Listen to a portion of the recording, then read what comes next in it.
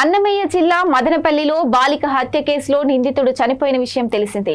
అతని మృతికి సంబంధించిన ఎస్పీ ధీరజ్ కూనుపిల్లి మీడియా సమావేశంలో కీలక విషయాలు వెల్లడించారు. నిందితుడు కూలవర్ధన్ రక్షక్ వాహనంలో పోలీసుల నుంచి తప్పించుకుని పారిపోయాడని, అతనికి ఆచూకీ కోసం 3 బృందాలు విస్తృతంగా గాలించాయని తెలిపాడు.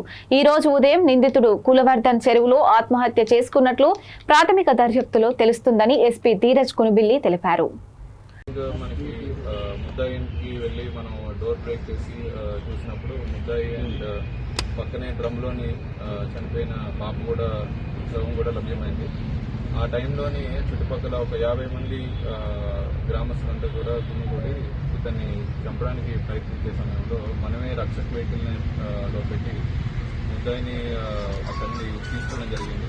మళ్ళీ అక్కడ లా అండ్ ఆర్డర్ సిచ్యువేషన్ చాలా హెవీగా డెవలప్ అవడం వల్ల, హైవే కూడా బ్లాక్ అవడం వల్ల మనకి ఆ రక్షక్ వెహికల్ స్టాఫ్ని కూడా తిరగడం జరిగింది. అక్కడ ఒక డ్రైవర్ మాత్రమే ఉండడం జరిగింది ముద్దాయితో పాటు. ఆ సమయంలో అతను తప్పించుకొని పారిపోవడం జరిగింది మార్నింగ్ టైం.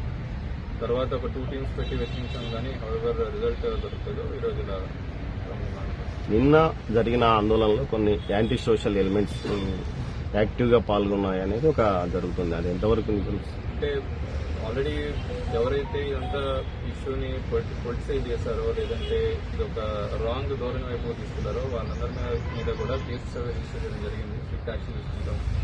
ఏదైతే పాపకి జరిగిన అఫెన్స్ అనేది చాలా దురదృష్టవశాత్తు చింతించాల్సిన క్షణంలో ఇది వాళ్ళ ఓన్ పొలిటికల్ మైలేజ్కో, లేదంటే వాళ్ళ ఓన్ ఆర్గనైజేషన్ ఇంట్రెస్ట్ కోసం వాడుకున్న వాళ్ళందరి మీద కూడా మనం కేసు రిజిస్టర్ చేస్తాం. అండ్ స్ట్రిక్ట్ యాక్షన్ కూడా తీసుకుంటాం.